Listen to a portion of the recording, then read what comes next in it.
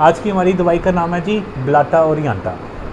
अच्छा, मटीरियल में ना ब्लाटा को बहुत ज़्यादा लंबी चौड़ी तफसील में नहीं बताया, लेकिन ये ज़रूर बताया कि ब्लाटा जो है ना वो एक इंतहाई अहम दवाई है, स्पेशली जब खांसी, स्पेशली जब वीजिंग, स्पेशली जब शॉर्टनेस ऑफ ब्रेथ, स्पेशली जब चेस्ट की टाइटनेस हो, पेन की शिकायत हो। अच्छा, इसको सादे जुमलों में हम लोग एस्थमा भी कहते हैं, लेकिन मिसाल जिसको एस्थमा नहीं है उसमें तो ड्राई कफ भी होगा। अच्छा, एस्थमा नहीं भी है, किसी में रेशे भी आ रहे हैं, एस्थमा नहीं है फिर भी ऑब्स्ट्रक्टेड है।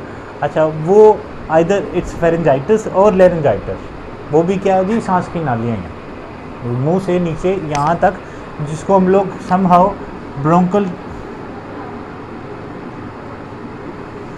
हम इसको ब्रोंकाइटिस के साथ भी रिलेट कर सकते हैं।